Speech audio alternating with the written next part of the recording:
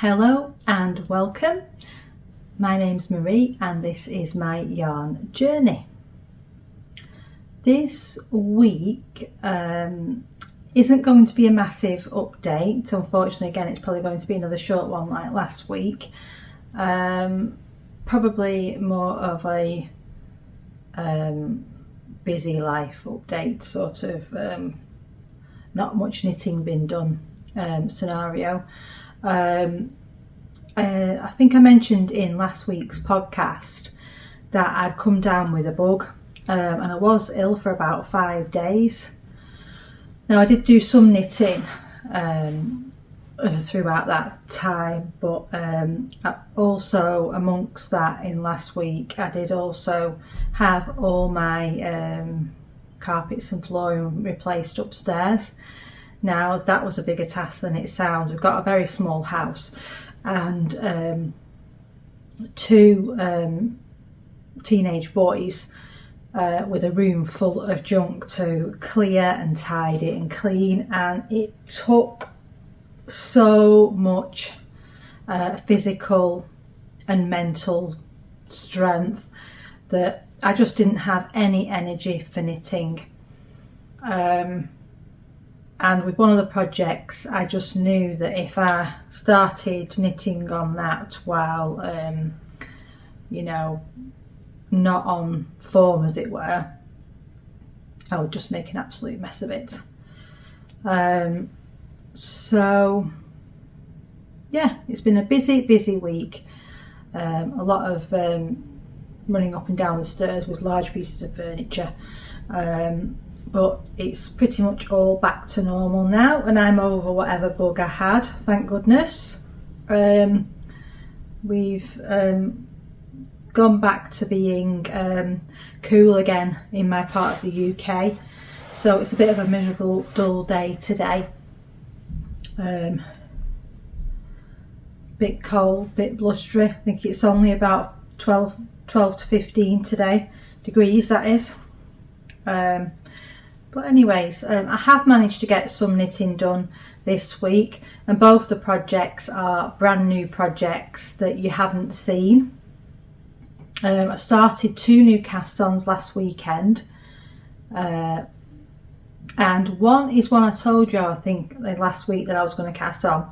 The other one is something different entirely, because if you've been here for any sort of time you'll probably realise that I changed my mind with the wind, basically. It is a project that I told you I was going to cast on, so it is nice to get around to it. So the first project that I want to talk about is the Sabai top number 1. So like I say, both these projects I cast on last weekend. The Sabai top number 2 that I did last time, I really like that top, although it didn't quite turn out like I was expecting, and it was a little bit bigger than I was wanting. I always knew that it was such a simple basic pattern, and I liked it. It's a similar vibe to the Soho top, but when I knit that Soho top I really didn't like it. It was too dense. Now I don't know if my gauge was off or what, because I can't remember. It just didn't suit me at all, and I think this Sabai top is a lot more of a drapey fabric than the Soho top, so it does suit me better. But that's one of the issues I've got with my new cast on, which I will talk about in a minute. But so the Sabai top, if you haven't seen my previous videos, it's a boat neck, just a plain basic stockinette top. Well, version 2 is, which is what I knit the first time. Really easy to knit, and the first one turned out lovely despite the issues discussed in the previous episodes. So I had a top which I think I knit at the beginning of was it the beginning of this year or last year, something like that, and it was the staple tee, and what I didn't like about the staple tee and why I wasn't drawn to it, to wear it, is that the sleeves had a very funny fit on me. So the sleeves seemed to come out here and then carry on outwards rather than falling nicely down, which is what I would prefer on a t-shirt. I just didn't like the look of it, and also the neck was a bit higher than I would like as well. So I decided that I was going to frog that and use that yarn to make the Sabai top number 1. And the difference between the Sabai top number 2 and number 1 is number 1 has a ribbing detailing across the top, and it also has a detailing coming down the side as well, which makes it look a bit more finished, I'd say, than the other version. But it's just two staple tops, really, basics. But I thought I would give that version a try, as I'm doing it again, and I'm just doing a size smaller than I did last time. I don't know why I've not set up a page on here for it on my Ravelry, but the yarn that I'm using, if you haven't seen my staple tee, is BC Garn Bio Balance, and it's colour Rust, and I think it is a 50-50. Oh yeah, 55% wool and 45% cotton. So it is a nice summer yarn, and I'll just show you my cast on. As you can see, it's very noodly. It was an absolute nightmare to frog it, I will say, because what I found was the yarn was very, very, it broke very, very easily. So that made it difficult to get it unravelled, and I've still got half the top to unravel because I kind of gave up. Now, I don't know if the way that the staple tee turned out is just because of the fabric that this creates. Now, I'm not at a point where I can check my gauge yet because I haven't done a gauge swatch for this. I know I probably should have, but bearing in mind I'm doing it on the same needle size I used last time, which I think was a 4.5. Yeah, 4.5. I'm also so I'm doing it on the same needle size. I've knit the pattern before, and what I'm going to do is, once I get into because the ribbing across the top stops soon, and you just do your patterning, well, your ribbing or whatever, I can't remember what it is down the side, it must be ribbing down the side. And I will, once I get onto a stockinette portion, is what I'm trying to say, is I will check my gauge then at that point and decide what to do. I've obviously not been keeping up with my Ravelry very well, have I? Because I don't even think I've got the Sabai top, the first one, on here, which seems bizarre. Very bizarre. I need to get that updated, obviously. I haven't been keeping up to date and putting my projects, and I don't know why. I thought I had with this because I've made notes on it to say, oh, it's here, I found it. Okay, so the Sabai top I did on 4.5mm last time, and my gauge was 20 stitches. I think that's what it was before blocking. So hopefully, if I manage to get the same gauge with this yarn and the same needles, then and I've gone down a size, then I'll be really happy with that. I've also been the reason why I've not made that much progress on this is because I'm really undecided on what to do fully, and I'm thinking what I did last time, if you don't know, is when I was knitting the Sabai top last time, I decided to once I got to where I was supposed to join under the arms, I realised the armhole depth was way too low for me, and it was coming below my bra strap, which I didn't want. So what I did was I just ripped back to the point I was happy with, and that left me at the point where I had 200 stitches on my needles. But the thing is, with me doing it again, what I would prefer to do to hopefully get a better shape on it and a better fit is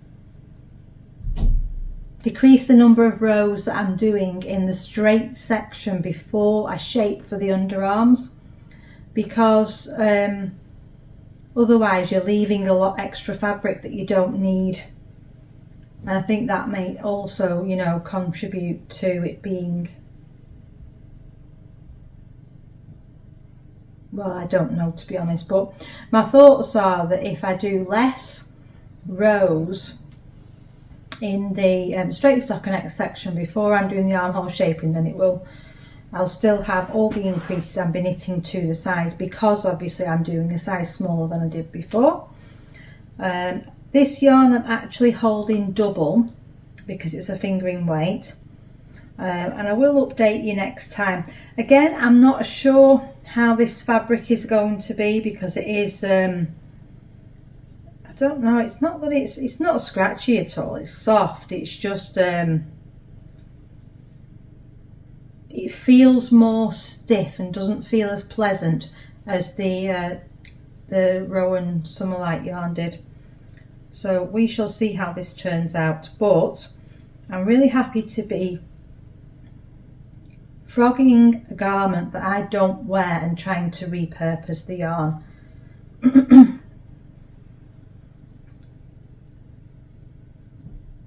One of my viewers, AJ, has also cast on at the same time as me last weekend, and she's doing a white version, and she's doing the same one as me with the ribbing, but she's got a bit further ahead than me. So yeah, I don't think there's much more to say about this one. If you've got any questions, put them down in the comments. I haven't had much time knitting. I did this last weekend. I feel a bit like I'm a bit, you know, I've been very busy and I'm a bit off kilter with it all, really, because, you know, I came to sit down like 8, 9 at night sometimes, and I just thought, I can't do the knitting. You all know what that's like. Right, so the second project that I want to talk to you about is, drum roll, and I wonder if anyone will guess before I say the name. I'll try and get it to a bit where I can. Now I'm going to hold it up. I have mentioned this a few times on the podcast. I'll bring it a bit closer so that you can see. Actually, I should have done that with me, otherwise I don't know why I didn't. I feel like it's such a long time since I've podcasted, and it was on last week. It's just so much has happened. So, anyone know what it is? Before I'll give you time to think, and before I say, I'll just hold me Sabai top up to the camera a bit closer so you can see that I've just done the ribbing. Turn it this way.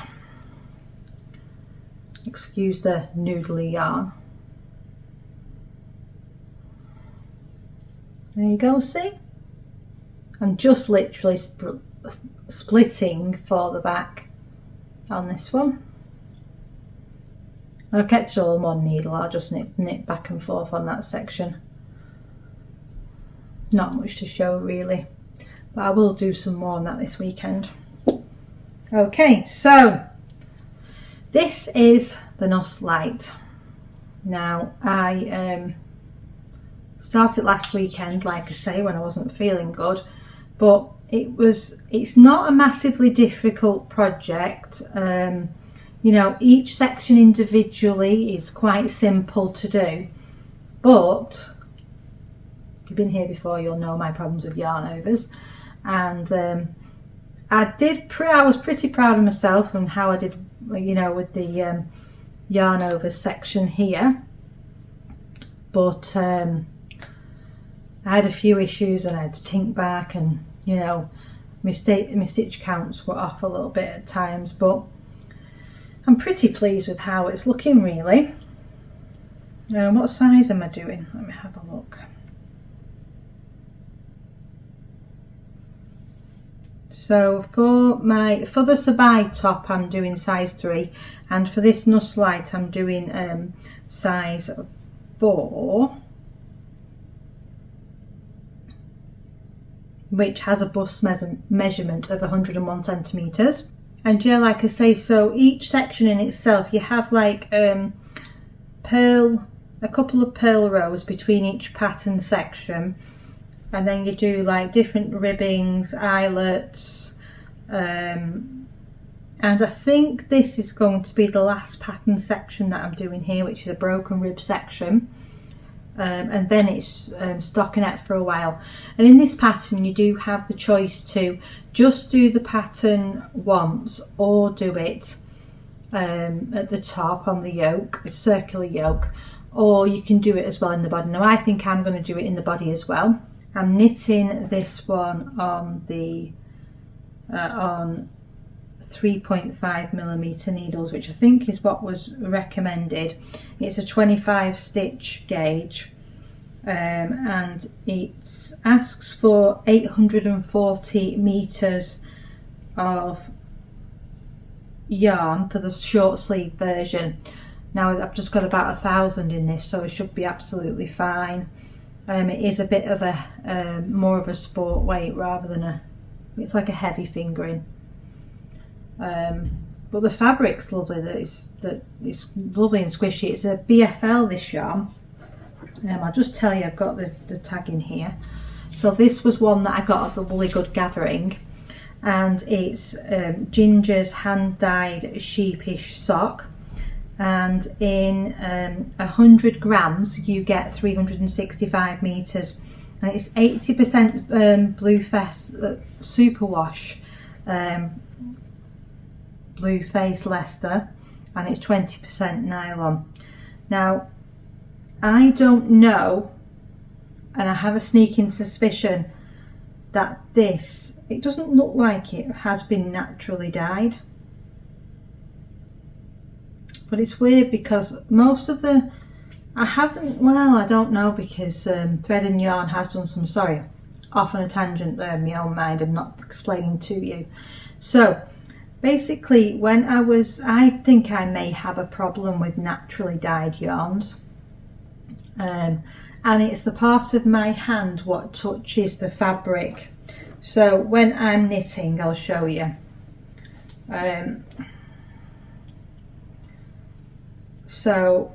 And it's funny because it doesn't happen on the other hand.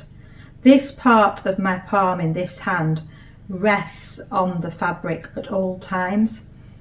And I think actually what I do is when I'm doing it, I'm holding it, pressing the fabric against my hand there, because whilst I was knitting my fallow socks, I did get a little bit, well, you know, like about the size of £2 coins next to each other, patch of contact dermatitis while I was knitting it.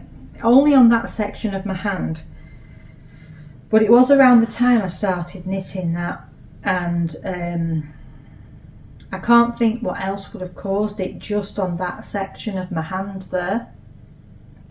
And I have noticed it started to almost heal, and then when I was knitting on this, it might be a coincidence, I felt like it was coming back a bit. So who knows? It's nothing to do with the yarns.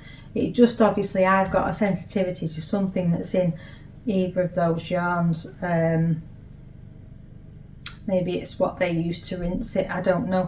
But I've never ever had any issues with any other yarns, and all the other yarns, as far as I'm aware, that I have bought have been hand dyed, just normal chemically. So I hope it's not the case and it's just random coincidence. But yeah, it was a shame when I was knitting on them and that happened. It did put me off, and it was quite a big patch, but I can still feel it's there, but you can't really see it now, so it is near enough gone. But it doesn't say that it is naturally dyed, but it does say here about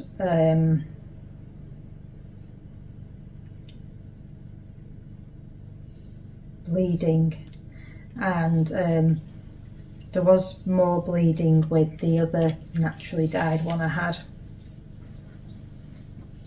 Anyways, yes, so I'm really enjoying knitting on this one. This colour is called Montrose, and like I say, I got it at the Woolly Good Gathering, and it's beautiful. I can't wait for the finished object. I've not tried it on yet, but it is looking a good size. I've never ever knit with Blueface Leicester before, so I'm not sure how that's going to behave when I block it, as I haven't done a swatch.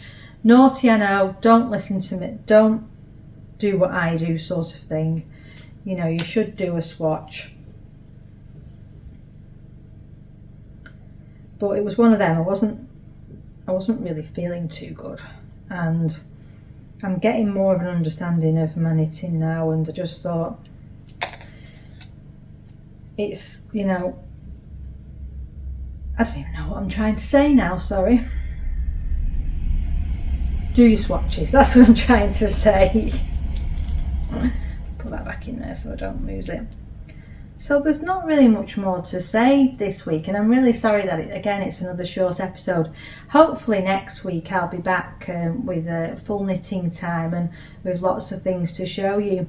The rocket tee I've done nothing on, and it's so close to being finished. It's silly that I've not done that. Paul's sweater, after all I said to you last week, I've still not done any on that. And I've not yet cast on the striped top, but I'm waiting to finish the rocket tee. Oh, the other thing that I told you last week that I was going to cast on is another one of my Tolster tanks in the black. Now I am toying, because I've eyed up another pattern, and I was just about to say let me get my phone, but as I'm recording on that I can't show you. Well, I have taken a screenshot, so what I'll do is a pattern that's out on the 5th of July. I want to say it's called the Clio top, but that might be totally wrong because I'm terrible with names. But I'll put a picture on the side here so you can have a look. Toying with the fact of trying this one, because what I think is the difference between my Tolster tank I love, and I definitely will knit more of those, but the what I would like on my Tolster tank, and I'm not sure I'm confident enough to know how to modify it in this way, is that I know I could just keep my straps wider, but I don't know if that would work. So maybe someone can tell me in the comments, because I think with the Tolster tank it is bra friendly, and I'm happy to wear it with a bra, but it doesn't quite cover it unless your bra, it covers your bra straps when you put the top on. But I find as I wear it, because my bra straps will move out ever so slightly on my shoulder, because I do have quite sloped shoulders, I then end up where I've got like the edge of the top and half of my bra strap just showing down the side. So I'm thinking if I could leave, and I'd have to sit down really and figure this out, but if I could have the Tolster tank exactly as it is right now, but then leave a few more stitches on this edge, that would be fantastic, because it would then be the absolute perfect top. Because I do love that top. There's so many good things to say about it. But the reason that I was talking about the other top, which I think is called the Clio top, the straps seem slightly more wider. So that'll be interesting. I'm going to keep trying all these different ones and keep trying to modify tops and hopefully keep as good notes as possible, so that, you know, I can get to the point where I've got a few different ones that I really, really love for summer, that I'll go back to time and time again. And it's all about getting, that's why, you know, one of the reasons that that I like the thought of knitting is getting the right fits and tweaking things so that they are just exactly what you want in your wardrobe. Another thing that I would like to ask you all about is what I'm noticing as a running theme in my knitting, which is really starting to bug me, is that when I join in a new cake or ball of yarn, it's always visible. I've tried lots of ways. Knitting in my ends, I like doing that, and I always do that mostly in socks. But when I started doing that in garments, that was visible. If I just join it in and do nothing, as it were, and just sew the ends in after, there's a massive tension difference. I always end up with a massive stitch, no matter how I tighten it, how I do things, and then when I'm wearing the finished garment, you know, my knitting in general has a good tension. I'm a slightly tighter knitter. The fabric looks good until you get to the point where I'm joining in the new skein of yarn or the new ball of yarn, and it's very frustrating because it could now what I have started doing to mitigate this a bit is, if the beginning of round is, or I try to aim that I'm doing it under the arm or somewhere that's not going to be quite as visible. But it's so frustrating when you've knit this perfect garment and you come to the end and there's a wonky stitch, or there's 3 wonky stitches where you've joined in the new yarn. Now I try to fix it when I'm knitting my ends in, sorry. That doesn't always work. Try to fix it then on the blocking mats. That doesn't always work. So what I'm asking is, does anyone have any tips or the go-to way that they do it, that it's seamless, that you can't see where you've joined in the new yarn? And if you've got any tutorials or any videos that you can link, that would be great as well, because I really want to resolve this little issue of mine, because it's just so frustrating. Right, I think that's everything that I want to talk about today. Sorry there's not been as much to say, and I've waffled on about a lot of random personal stuff. But this is what happens in life, isn't it? Sometimes we can knit a lot, sometimes we can't. Sometimes we're in the mood for knitting and sometimes we're not. Whatever you're doing today, I hope you're having a fabulous day. Happy knitting. Bye.